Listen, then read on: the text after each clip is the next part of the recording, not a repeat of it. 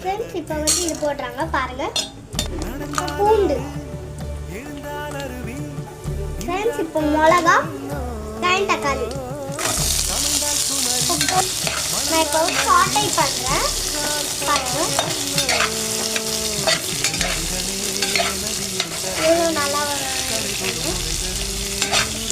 இப்போ ஜீரகம் போடுறோம் பாருங்க.